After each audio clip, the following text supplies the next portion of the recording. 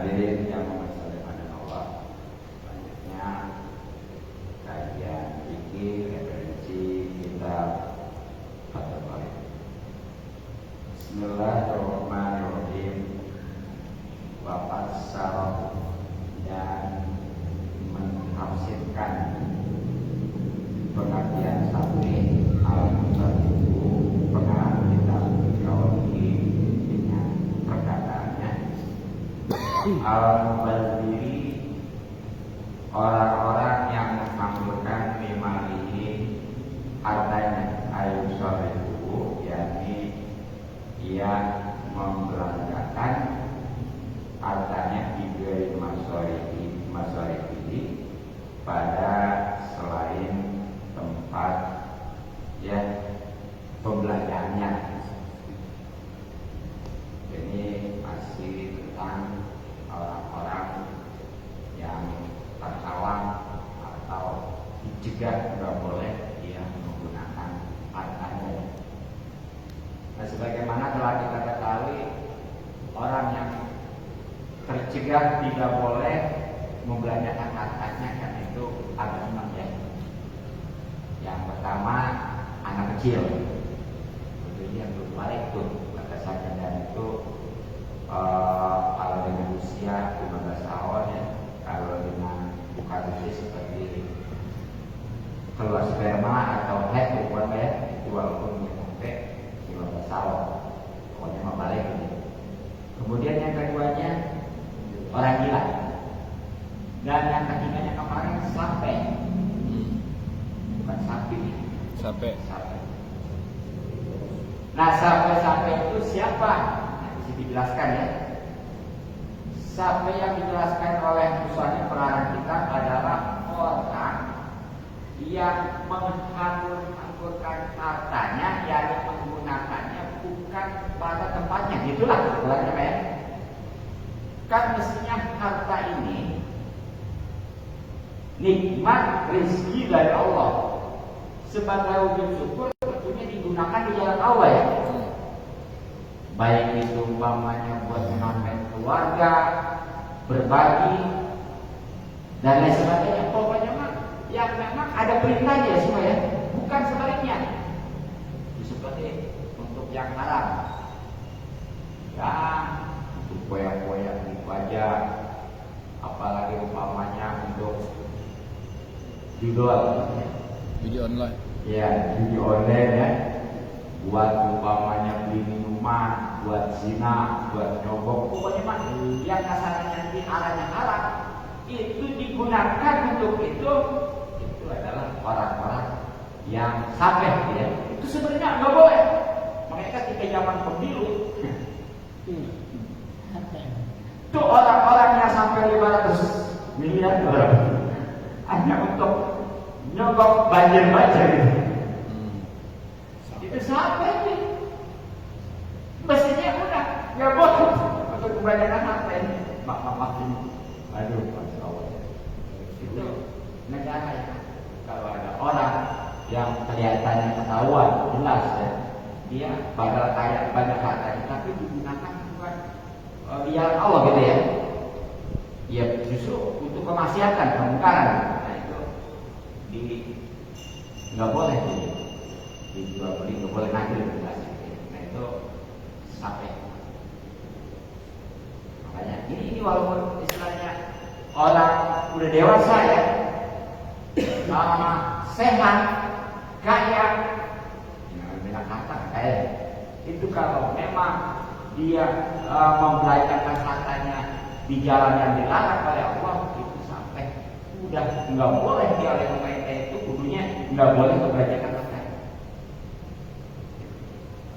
Nah kemudian wal muflisu dan muflis. Nah yang tepatnya nih, orang yang merdeka nggak boleh membelanjakan hartanya ya, baik jual beli dan lain sebagainya. Itu adalah muflis. Nah siapa nih? Makanya kalau punya anak jadi kayak muflis ya, bangkrut. Iya. Kalau muflis bagus. Iya muflis bagus, ikhlas ya. Tapi kalau muflis jangan. bangkrut. Awas ya, Muflis. Belum Pak. Ini Pak Laksin Muflis. Bangkrut. Ya. Merugi. Nah siapa sih Muflis ini ya? Dia tahu nih, betul jelas ya. Wahwa yang namanya Muflis perbuatan menurut bahasa Mansoro itu orang yang jadi malu akan urusan receh. Tidak jelas. Sumakunia kemudian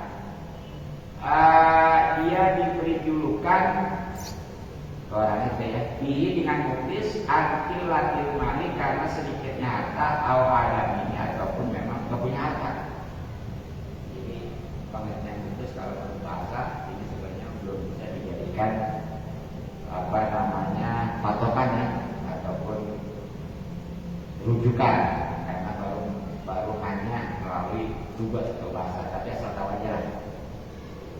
Muflis itu orang yang mana hartanya itu receh lah. Entah ya, cuma itu berbahasa kan ya, receh. Nah kenapa dia dikatakan muflis? Ya karena memang bisa jadi karena sedikitnya harta kan kalau ada sedikit kan receh maksudnya. Pokoknya kalau orang bisnis bilang recehan itu Mas Hobi gitu ya. Receh maksudnya ya. Kalau maksudnya receh gitu. Atau memang nggak sama sekali. Itu pengertian muflis berbahasa. Nah, yang menurut saran yang bisa dijadikan patokan yang baru nih ya, pengertian muflis nih. Ini versi dunia ya, walaupun di sini agama. Nanti lain-lain kalau di versi akhirat nanti. Wasatan, sedangkan menurut saran asasu itu orang aladir takabat yang memang itu yang bertumpuk-tumpuk badannya adilun utang walayati. Ya, dan dia tidak bisa walayati dan tidak memenuhi walayati dan tidak mencukupi malu hartanya di dain ini ya kalau di agama dain utang. Jadi beda Arab, beda ini Arab. Sama jenis kewannya. Pasar di mana? Pasir di mana? Pusar di mana? Sama betul. Ya, awal dunia ataupun utang-utangnya.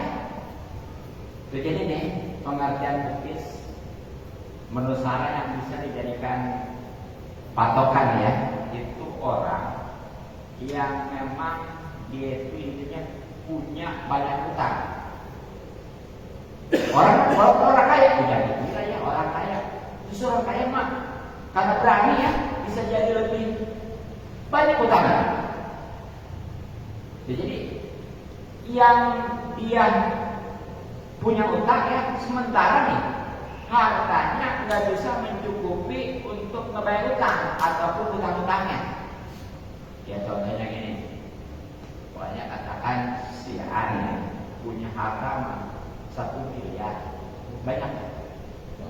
Banyak. Tapi kita kan 3 miliar, Cukup lebih banyak.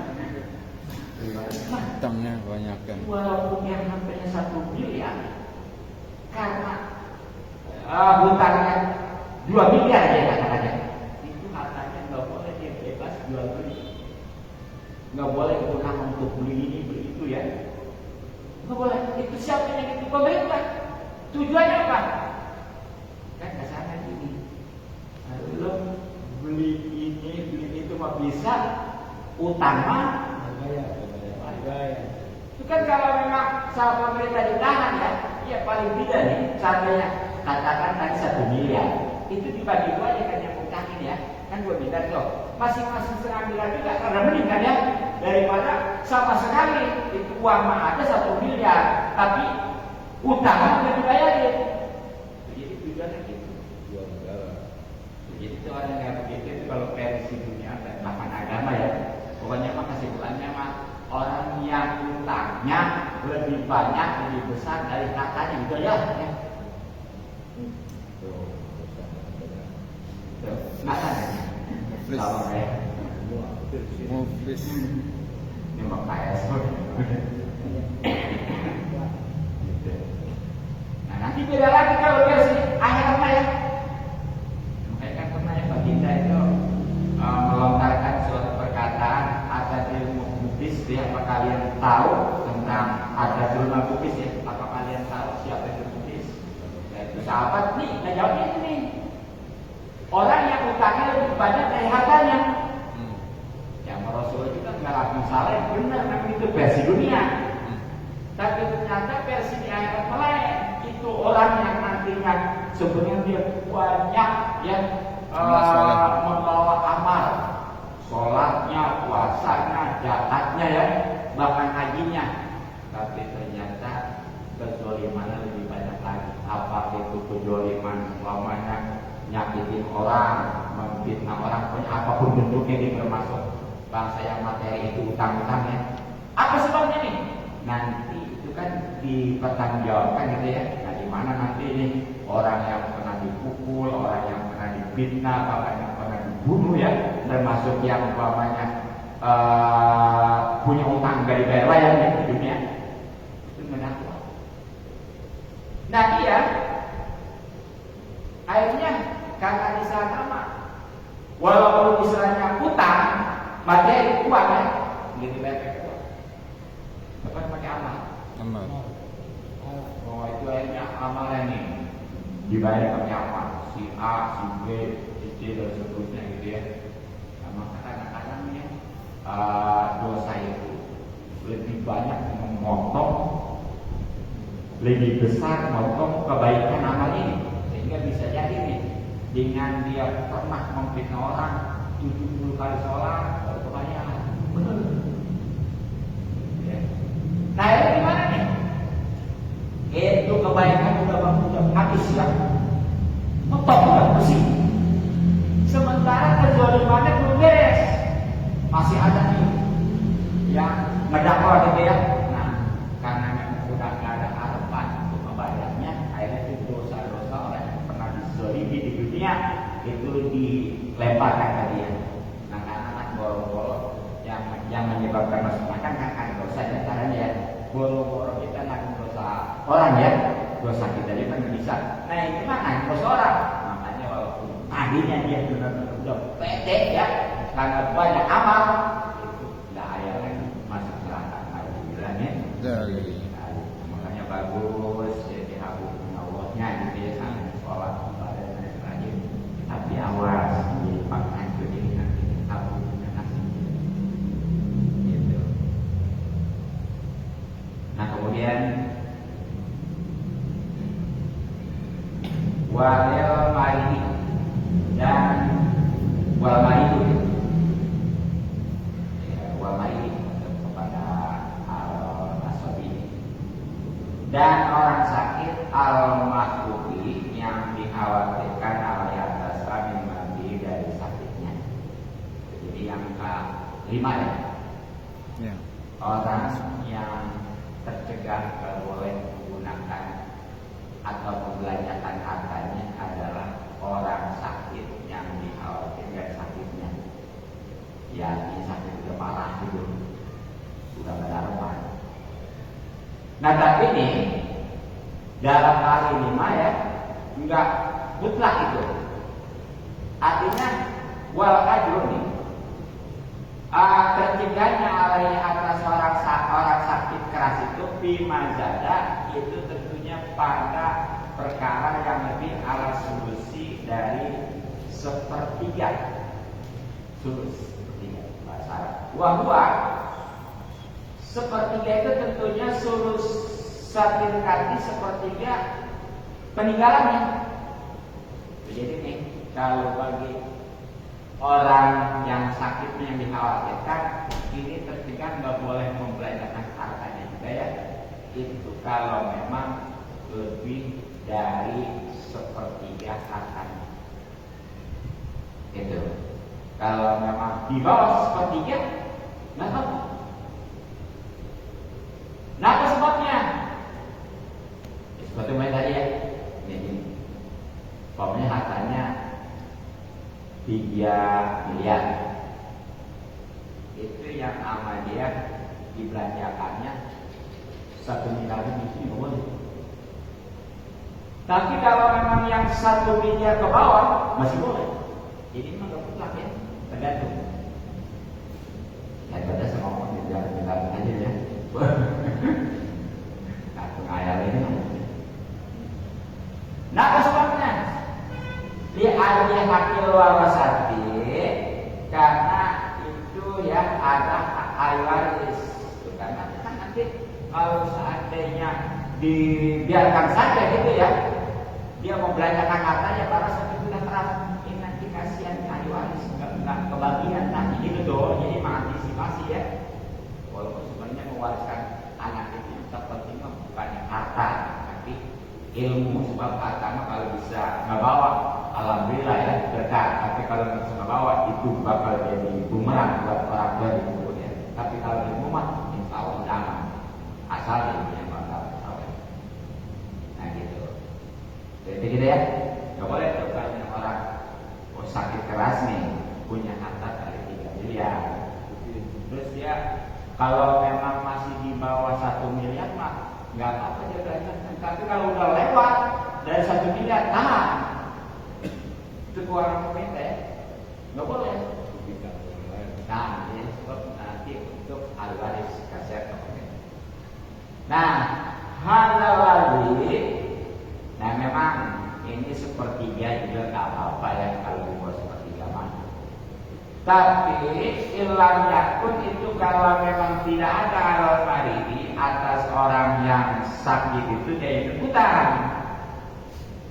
Tuh, nah jadi tadi tuh boleh juga dia membelanjakan harta yang di bawah 1 miliar ya. Kalau hartanya tadi 3 miliar berarti di bawah sepertiga ya. Itu kalau memang si sakit yang tadi dapat itu nggak punya utang.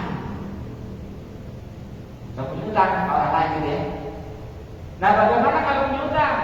Karena maka kalau keadaan alaihi atasnya dari utang tersebut itu yang menghabiskan utang tersebut tidak tahu peninggalannya ujiro, maka itu tetap kudu dicegah oleh pasar filsursi walaupun itu sepertiga, apalagi wa mazada alaihim yang lebih dari sepertiga.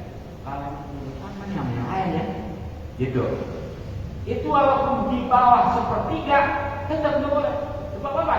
Ya berarti yang 2 miliar berarti udah ketahuan buat ahli warisnya. Yang 1 miliar ya itu antisipasi buat bayar utang. Nah, terus kalau memang nanti berbenturan nih ketika udah meninggal ya, ternyata tuh itu yang lebih diprioritaskan, yang lebih didahulukan itu warisan apa bayar utang. Bayar utang, warisan utang. Kebahagiaan alhamdulillah, enggak juga. Alhamdulillah. Ya, gitu ya. Sebab walaupun dia banyak warisannya dari orang tuanya ya, kalau yang dulu dia utang-utangnya baik sama maupun kepada Allah, itu sekali lagi kalau punya orang tuanya belum halal. Kalau belum halal, belum berkah kan gitu ya. Dia diharap, wah ini punya orang tua saya warisan. Awas, kalau urusan orang tua belum diberesin, utang kepada sesama mati, kalau kan suka diumumin ya. Kalau ada yang sangkut paut dengan si mayat, hubungin aja dulu gitu ya. Ini nih yang utang kepada Allah. Puasa Ramadan yang wajib khususnya 1 hari 1 liter, sholat 1 hari. Waktunya mah bukan 1 hari, 1 hari 1 liter. Berarti kalau sehari 5 liter. Kalau seminggu, kalau sebulan, kalau setahun, kalau seumur umur, betul sampai mau bayar ini. Makanya ini yang sini nggak coba-coba dengan soal sampai bayar yang kaya itu betul ya. Cuma jangan begini, lah saya mah kaya, kan nggak sholat juga ada yang bayar. Lalu pada ingin kalau kaya dan juga tetap aja kalau yang begitu kerja ada usaha sekalian ya, ada rencana. Itu masalah orang yang sakit mah tadi nggak boleh dia membelanjakan harta juga, nggak salah tadi ya. Kalau di atas sepertiga hartanya, berarti kalau di bawah mah masih boleh gitu ya. Itu pun kalau berutang. Tapi kalau berutang mah walaupun di bawah sepertiga hartanya tetap nggak boleh. Jelas ya? Kemudian takut ada yang mau ditanyakan. Alhamdulillah telah dilaksanakan Mungkin dari jemaah ada yang mau tanya? Silakan. Ya, Pak Haji. Pak Haji. Waalaikumsalam warahmatullahi wabarakatuh.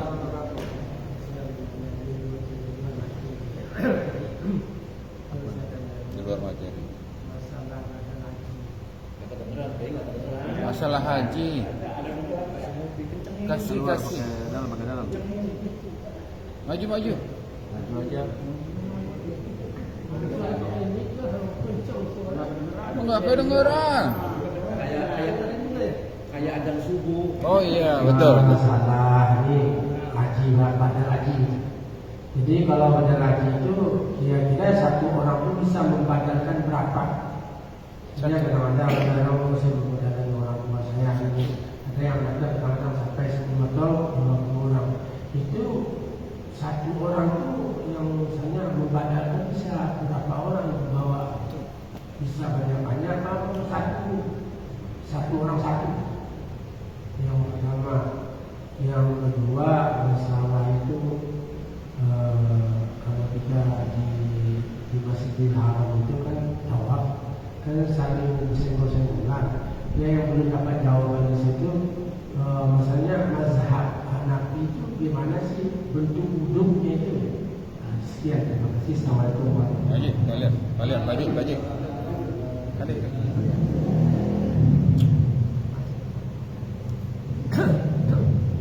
Assalamualaikum warahmatullahi wabarakatuh.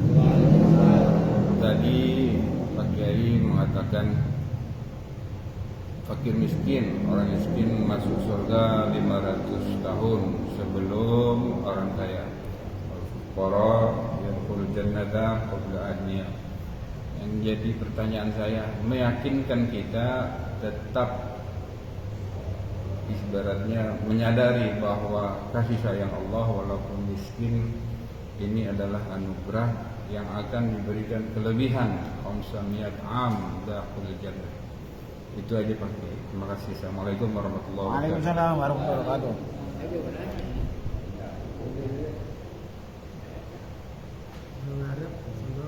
Ya, belum pertanyaannya. Kalau itu saya cuma meyakinkan kita itu pastilah. Nah, pertanyaannya kita terkait masalah utang kepada Allah kan caranya kan haji ya. Yang sekali ngomongnya jadi masalah haji itu kan kalau masih hidup dia sehat masih muda kan tetap ada ongkos pastinya ya harus. Nah, bagaimana kalau udah tua sakit keras apalagi mati ya yang umumnya ya. Nah itu kan utang kepada Allah wajib. Nah kalau memang waktu hidupnya diperkirakan mampu ya, apa jual sawah, apa jual tanah, ya bahkan seandainya rumah juga asal bisa dia bikin lagi karena rumahnya besar gitu ya, itu juga boleh. Apalagi kendaraan malah ya, itu kan wajib dong. Nah itu kebadalannya nanti ketika meninggal wajib spontan, artinya tahun juga. Kalau sampai kelewat dosa. Nah yang kedua, waris, iya. Itu tadi makanya sebelum dibagi-bagi waris beresin dulu. Iya. Walaupun saya punya orang tuanya, kalau belum beresin nggak halal ya. Nantinya mau dibilang mereka juga kebakar, makanya banyak orangnya waris namanya tapi habis begitu aja. Nah yang kedua wajib tapi masih spontan. Artinya tahu kapan aja ya. Yang penting tetap kalau ada buru-buru. Nah itu apa? Orang yang waktu hidup sebenarnya dia saatnya jual tanah, jual apa gitu nggak cukup buat haji. Apalagi sekarang haji udah berapa ya? Walaupun turun 2 juta di tahun ini. Yang tadi 56 sekarang 4 ya. Turun. Berapa ke depan mah bisa 30 juta lagi. Ya mas. Nah, jadi ya paling kalau dijual dapatnya 50 juta tuh ya. Kawan, nggak cukup kan ya? Belum buat lainnya. Tapi kalau buat banyak cukup kan? Leluasa kan? Nah itu wajib tetap tapi enggak masih tahun.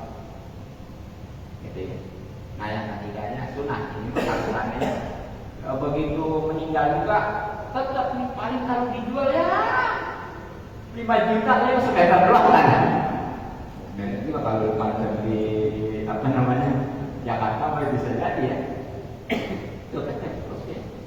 Nah itu nggak wajib. Tapi kalau ada ahli warisnya yang udah maju, udah mapan, nggak kaya, dia mau batalin itu sunnah bagus sebagai bukti wujud kebaktian gitu ya. Selalu kan. Nah udah ya. Nah jadi pertanyaan tadi, apakah itu boleh?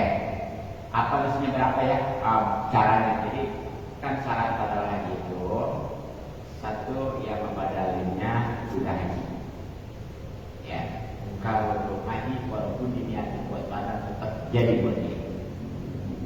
Karena setanang yang mau badalin buat orang tuanya, sono tetap jadi buat setanang. Nggak bisa. Iya.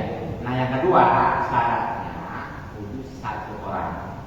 Biar beruntung gitu ya semua gitu ya. Paham maksud pertanyaannya? Itu mestinya untuk 1 orang apa 1?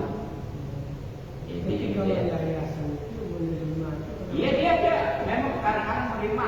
Itu yang ngerjain bukan dia. Jadi ada karyawan di sana. Ada karyawannya. Dia kadang-kadang tuh biasanya masuk suatu bagi gitu ya itu maaf ya. Mukimin Mekah. Mukimin Mekah itu juga kalau iya. Ke kartu aja, kocok lagi. Ya.